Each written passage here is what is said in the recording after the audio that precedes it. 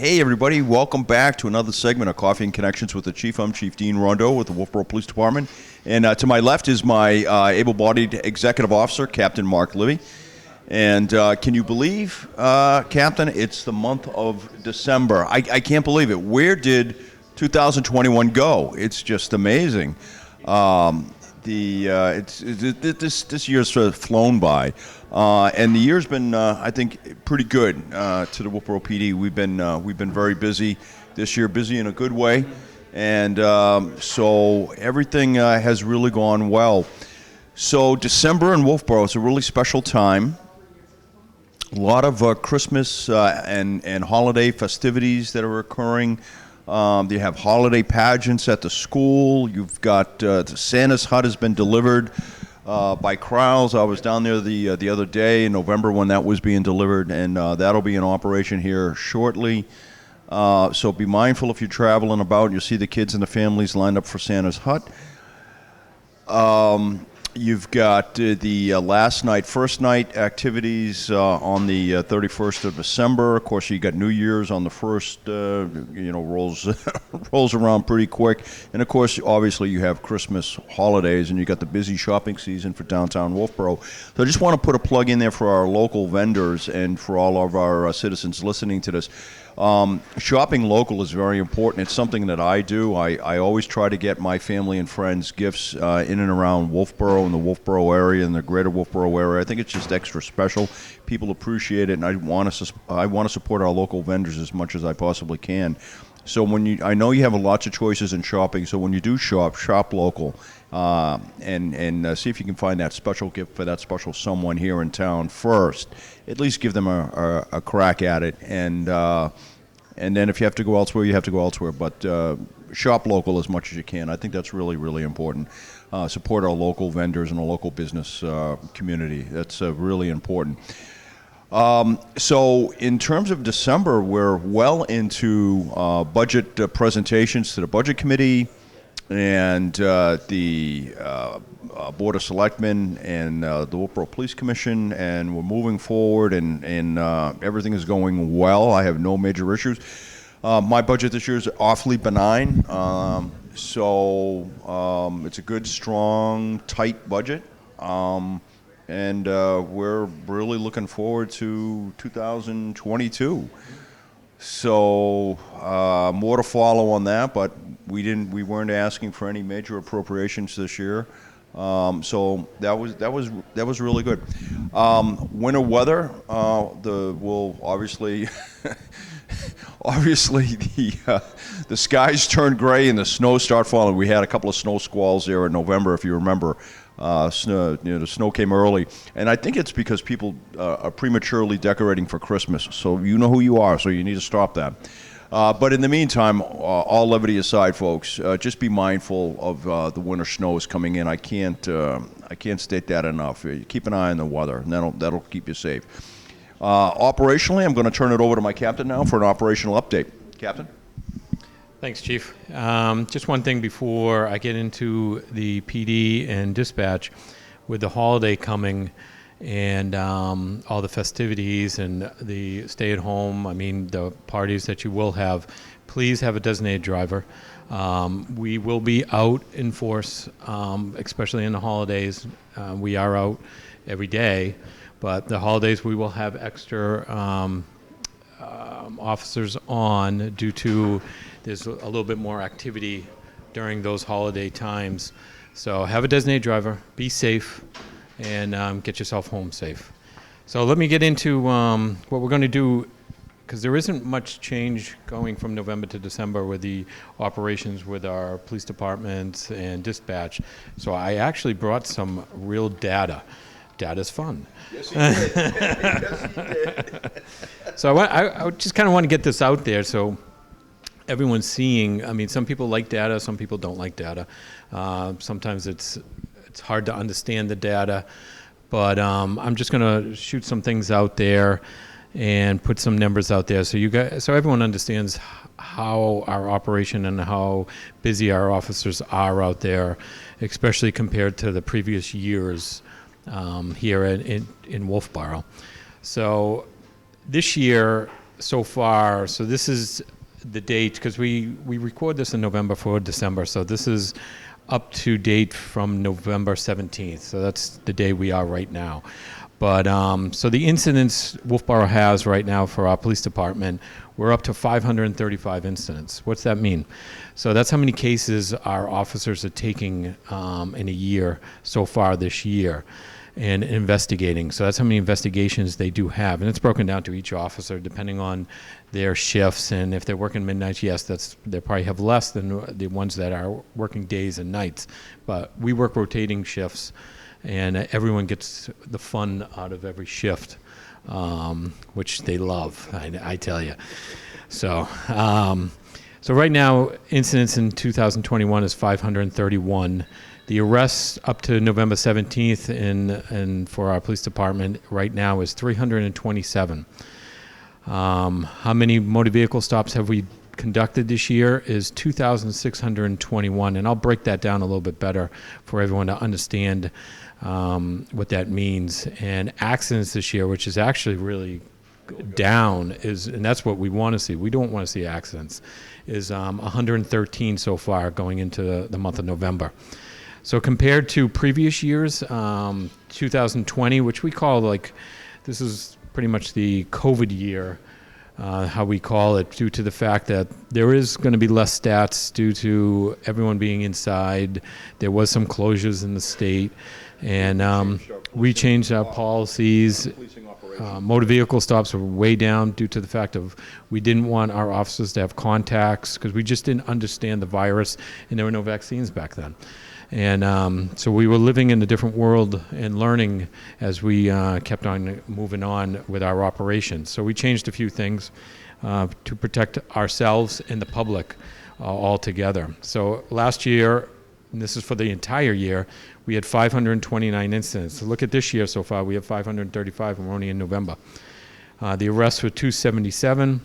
We only had 1,367 stops, but unfortunately, the accidents, we had 127 for the entire year. So let me talk about that real quick. When we talk about motor vehicle crashes and trying to drive to zero, right? That's kind of a catchphrase the state adopted about 4 or 5 years ago. It happens to be something that I support.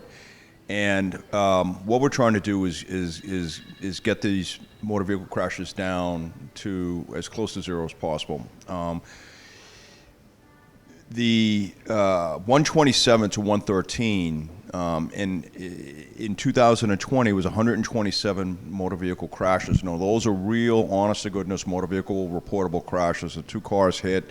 There could have been, significant property damage. There could have been serious bodily injury involved in those vehicle crashes. And you'd heard me say earlier that we really reduced our motor vehicle activity last year, and we reduced our policing operations protocols based off the COVID-19 threat. We just didn't know what the viral threat really was doing.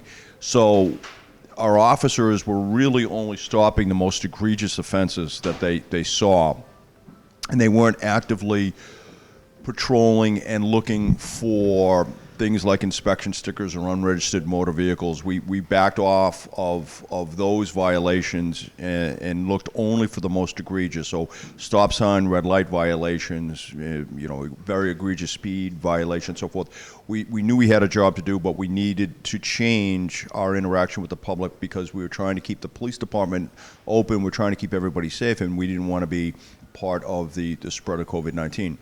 So what you really had was a lot less police interaction with the public, and as a result, traffic crashes increased and not decreased. Once our officers were able to get the vaccinations and they went back out in a more aggressive motor vehicle enforcement posture, you saw those motor vehicle crashes come back down. So there's a direct correlation here between police activity, police presence on the roads, aggressive, if you will, motor vehicle enforcement, and a reduction in motor vehicle crashes. And, it's like anything else, it's a double-edged sword, right? Because we want to make sure that we're keeping everybody safe, but at the same time, we want to make sure that we're not violating anyone's constitutional rights. So it's a balancing act. I think we do it very well here in the Wolfeboro Police Department, and as the captain is going to get into, most of our motor vehicle stops are non-punitive, meaning they're educational and not punitive. So typically, no one is getting arrested or very few people are getting arrested, or very few people are receiving a summons or a ticket. Captain? Yeah, and as we get to the other years, as you'll see with 2020, as he said, 127 accidents. You got to think too, the school wasn't in. It was virtual last year, so you didn't have a lot of traffic, and we still had 127 crashes. And then with this year, it's 113. You might say, well, that's not too much of a difference, but think about it. There's a lot more traffic this year than there was last year, and that's why is it down? Well, yes. Is it up? Is it going to be in the same ballpark as what last year is? Yes, but technically there was less traffic last year due to the big factor is school. I mean, we have a large school system in the town of Wolfeboro, which 8 or 9 towns come into, and they all drive into the Kingswood SAU 49. So compare that to 2019, which was a full year before this virus actually came in, where this year, coming into November, we have 535 incidents. In 2019, we had 627. So we're pretty much on target and pace for that. And with arrests in 2019, the total year was 358. We're at 327 right now, and we still have 2 more months. So we'll probably pass that mark. Is that a good thing or a bad thing? It just depends how much individuals that are here these days and the population that maybe there could be an increase, but we're still waiting for that total to come out.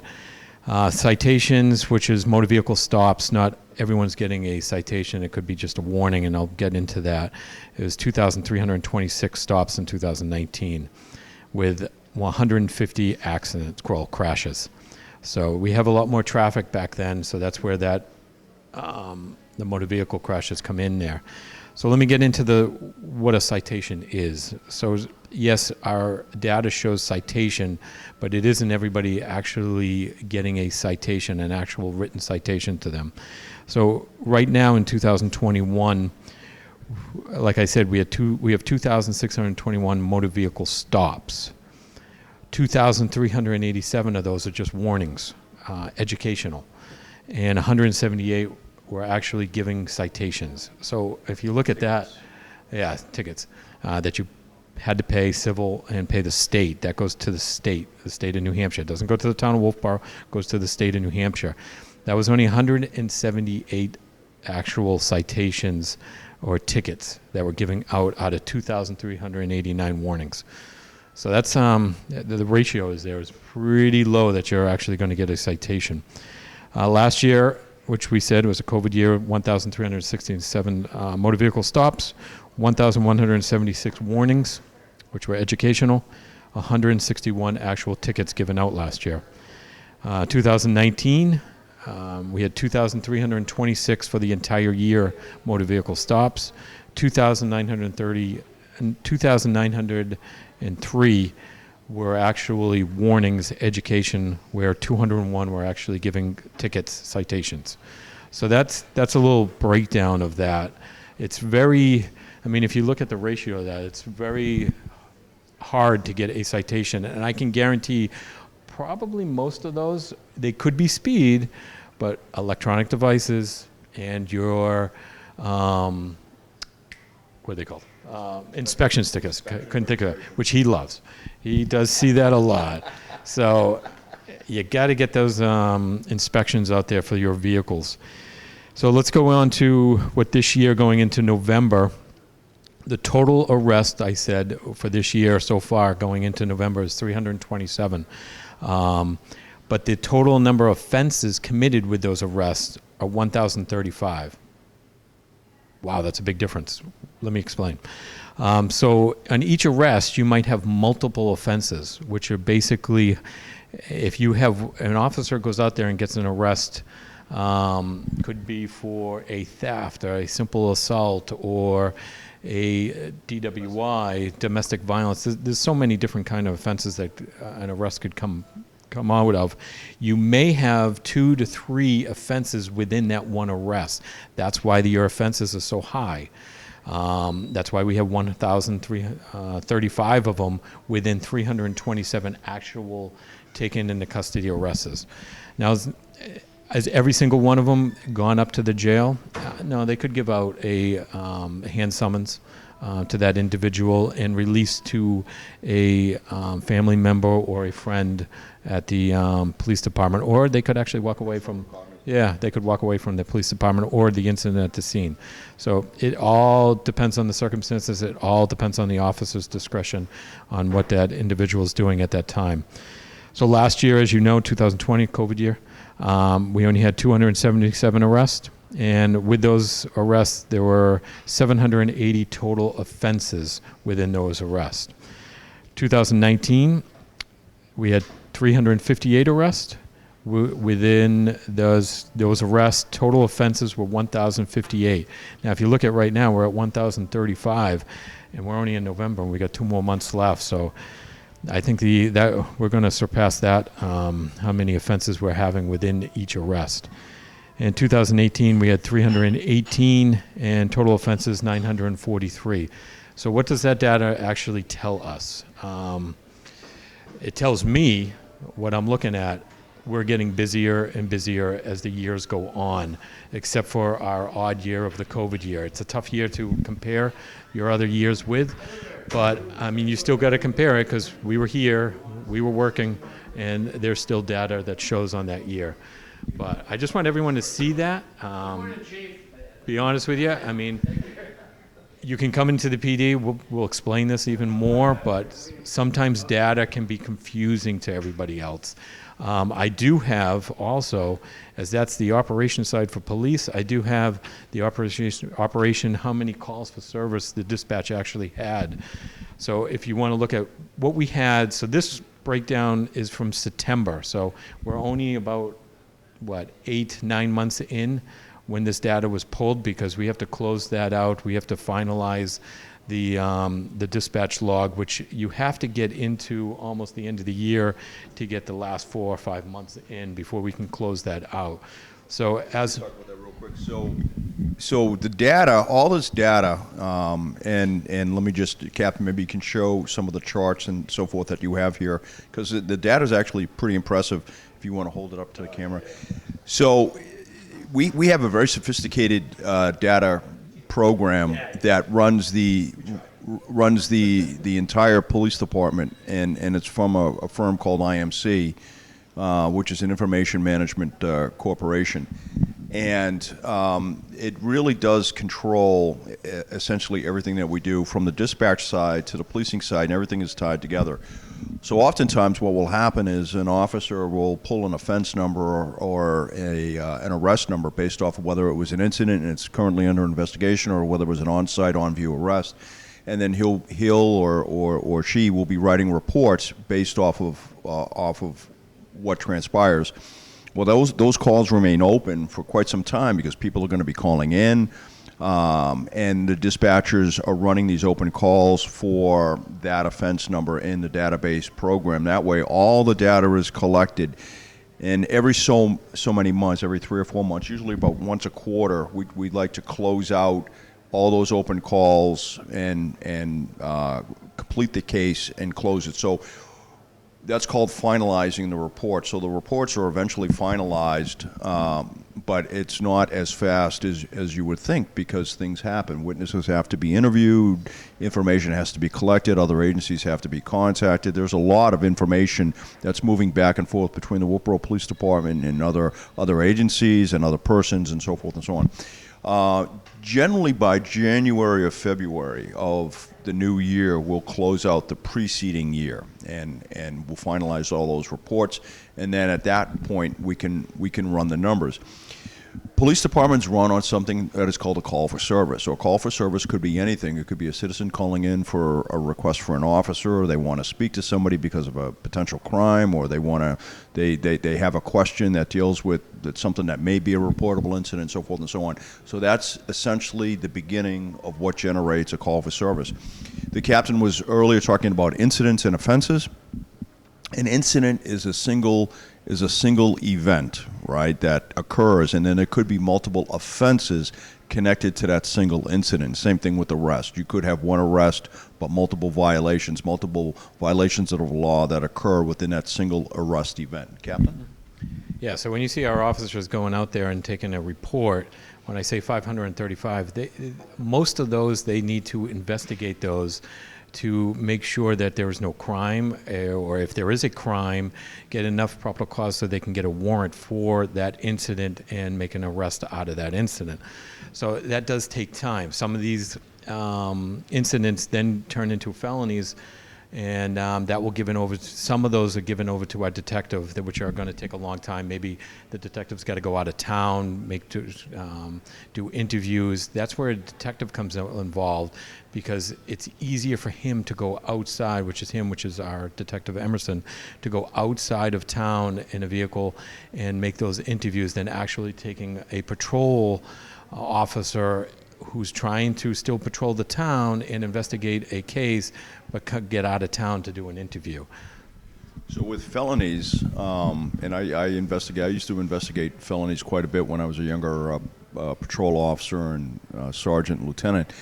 Felonies, it's not uncommon for officers to work on felonies for years. I've had several felony cases that went 5 or 6 years before we were able to get a case put together and handed over to the county attorney's office, who has the responsibility for prosecuting. Those are your very deep, detailed, in-depth cases, investigations that take quite a bit of time to solve and to get before the grand jury and to prosecute. So this is why way back a couple years ago we really got into getting computers into the vehicles, and that's why we do all this, so it's efficiency. The officers are still working on their cases. They can be out on the road. They can actually get a supplement in on their incident, put that data into the IMC software. That's the software that we use. And then they can catch up instead of driving all the way back to the police department, getting into their station, basically a computer station in the PD, and then drafting up supplements or stuff like that. But they still, I'm not saying that doesn't happen, because it does, because you can't do everything inside that little space that they do have in the vehicles, in our cruisers, but they can get some of it done, and that keeps us out on the roadway. But sometimes they do have to get back, because it's just, for the comfort, it's hard to type and be in a vehicle to do all that stuff. So sometimes they do have to get back, but we try to make sure that the officers are out on the road, visible, and doing their work. It's efficiency. That's why we went out for this stuff. That's why we pushed for this stuff way back in the budgets, and we actually have every vehicle right now, except for our detective vehicle, that does not have one, because he just really doesn't need one, due to the fact that he's in-house and he's doing his investigations really quick and then coming back, and he's got a computer station, a desk area to do all that stuff. So let's get back to what the dispatch is. So as of September, the calls for service for dispatch is 28,741, where 2020 it's 41,051, 2019 is 46,297, and 2018 is 42,712. So look at that. That's calls for service. So an officer let's start with this. Dispatch actually dispatches many town departments. So look at that. It isn't just PD, but it is mostly PD, but it's fire department, it's water and sewer, it's the electric department, because Wolfeboro is unique in so many different ways. We have our own electric department, and we are the after hours for the electric department. We've mentioned this over and over again every month, really. And sewer and water. I mean, we are the after hours, dispatches that call, and what that relates to an officer. So when we do get some of these calls for service, us as an operational, we basically cater for the town of Wolfeboro. Town of Wolfeboro is unique in so many different ways, where we have our own electric, we have water, sewer, and that's how the dispatch after hours makes these calls, and our officers will go out to these calls, look at them, maybe a tree's fallen on a wire, to see if make sure it's the electric department and not just a cable wire. We don't touch anything. God, we're not electric, so, but you can kind of tell which wire is wire, which one is one. So we get out there, we'll report it to dispatch, and then dispatch will make the necessary calls that they have to do from there. So our operation is geared towards Wolfeboro, and that's really what we want to get out there. we don't gear ourselves to other towns. We take what they do, and we might use some of that stuff as the other towns might see what we do and use that. I mean, but we cater to the town of Wolfeboro and our operation. So I'm glad I got all this out, and if anyone has any questions with this, please give us a call up at the PD, and I'll be happy enough to show all this stuff that you can't see on this video, but I'll give it back to you, Chief. But you got a really good glimpse inside the life of police administration. The captain talked a lot of key areas. You know, he's talking crime stats. He's talking data. He's talking about creating efficiencies. We're always looking at ways to create efficiencies, realizing that things are getting busier, and the numbers that he are briefing, and I'm looking at some of these numbers right now, and clearly the numbers are increasing, not decreasing. You know, COVID years aside, right, 2020 and maybe even a little bit of 2021 were anomalies because we're dealing with COVID. So we're constantly looking at ways to improve and to innovate and to try to keep costs down as best we can. But the captain is indeed correct. It's getting busier. I just want to talk a little bit about the census. The town of Wolfeboro looks like it has grown a little. The numbers are still preliminary, but it looks like the citizen count in Wolfeboro has grown by about 400 or so, if what I'm hearing is correct. And so that's interesting. You know, we've increased our population density. But the other thing is, over the last couple of years, I think everybody has noticed an increase in the population, and I think it's due to a lot of folks that had their second or third homes in areas like New York or Philadelphia or what have you, were looking to get away and come up to ride out the COVID-19 viral threat. So keep that in the back of your mind, too. I think Wolfeboro has really grown a lot more than 400 people, and it's going to be interesting to see if the population decreases in another 2 or 3 years. I don't think it will. I think we're going to continue to increase. So having said that, I just want to mention one last thing that I failed to mention about the festivities that are occurring in Wolfeboro in the month of December, and you know, first night and last night and you know, first morning and so forth, the things that are occurring. All of that is going to be carried by Wolfeboro Community TV. And so if you want to get a glimpse of the various festivities and pageants and celebrations that are occurring and the last night activities, look no further than your local cable station and Wolfeboro Community TV. So stay tuned for your safety tip of the month. And I am Chief Dean Rondeau. Thank you very much for dialing in to Coffee and Connections with the Chief, and we'll see you next month in January. Until then, Merry Christmas, Happy New Year, Happy Hanukkah, Happy Holidays. Thank you very much. Hi, everybody. Welcome back to Coffee and Connections with the Chief, and I'm with my new friend Marge, and Marge has a question, and I think it's going to kind of transition over to what you can do to remain safe. So I'm just going to hand the microphone over to Marge, and she's going to ask her question. I've recently read an article about reports from Wakefield and Madison about break-ins on unsecured cars and property, and it seems to be by an organized group. Is Wolfeboro experiencing the same problem? So the answer to that question is yes. We are experiencing and have experienced some vehicle thefts and some other types of vehicle-related crime. I don't know if it's an organized group. I'm going to stop short of that because I can't draw that conclusion just yet. So let's talk about what we can do to remain safe. And for all of my guests that have watched me before on TV, you know that I say things like, hey, you know, pay attention to what you're doing, right? Situational awareness, and let's not be a victim, right? Let's not make ourselves a victim. So Marge had said a key word here, unsecured vehicles. And, you know, what I tell my charming and talented bride every day, don't leave anything in your vehicle that you're not willing to do without. So if you leave your purse, or you put your car keys in there, or you have your laptop computer or your iPad or your camera or whatever, and it's just convenient because you're too lazy to take it out of the back seat, well, it could get stolen. And I'm not saying it's likely to get stolen, I'm just saying it could get stolen. So you want to protect that, right? So don't leave anything unsecured in your vehicle. I don't leave anything unsecured in my vehicle. Everything is always locked up. My vehicles are always locked. I will even lock my vehicle in my garage. meaning if my vehicle is inside the garage, the doors are locked, and the keys are in the house. I don't leave them in the vehicle, and you shouldn't either. And I lock my doors at night. Yes, I live in a beautiful, wonderful, bucolic town called Wolfeboro, but every door to my house and my garage is shut and locked every night before I go to bed. It's just being safe, right?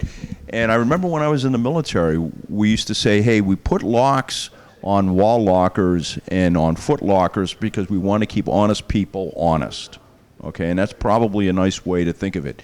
So yes, we are experiencing some vehicle thefts, and we have experienced some vehicle thefts, and we do have our detectives working on it, and our detectives are also coordinating with other detectives in the area, and we do a monthly detectives meeting that's held at the county level. So all of these things are occurring, and sooner or later we'll get to the bottom of it. Thank you. Thank you, Marge. Thank you very much. It was a great question. So take this question to heart. And remember, yes, even though we live in a beautiful, wonderful, bucolic area like Wolfeboro, we still have crime, right? And you heard the captain earlier giving you all sorts of statistics about, crime and data and what's going on.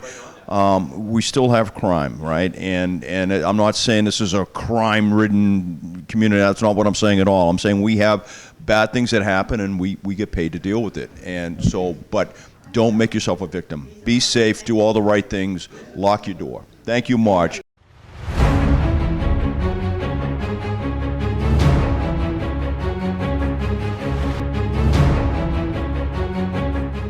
And hey, everybody, welcome back to Coffee and Connections with the Chief. I'm Chief Dean Rondo, and I just want to give you a safety tip of the month.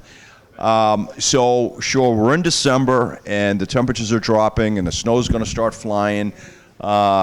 The big snow is going to start flying soon, or at least we hope, right? I'm a skier, so I look forward to those white slopes every year. But if you're not a skier and you're not an outdoor enthusiast, right, winter could be a bit challenging. So keep your eye on the weather. Be careful if you're driving. If it's a nor'easter or you have heavy winter snow due in, if you don't have to go out, don't. But please be careful. If you do, leave 15 or 20 minutes before your appointments to make sure that you leave yourself plenty of time to get to and from your destinations, especially during inclement weather. Last thing I want to say is if you're doing any work around the water and you're trying to get the last of those chores done up, and your homes or your docks or your boats buttoned up before the winter, be careful. If there's any ice forming on the lake, it's likely not thick enough to hold your body weight. This is going to become a common theme with me for the next 3 or 4 months. The last thing we want to see is somebody plunging through the ice when the water temperature is maybe 33 or 34 degrees. You're not going to last that long if that happens. So I want you folks to be safe. Please keep your eye on the weather, and please be safe when you're driving out and about in Wolfeboro and going to and from your chores. Thank you very much for tuning in to Coffee and Connections with the Chief. I'm Chief Dean Rondo, and I'll see you next month in the month of January. In the meantime, Merry Christmas, Happy Holidays, Happy Hanukkah, and have a very joyous New Year. Thank you very much. Bye-bye.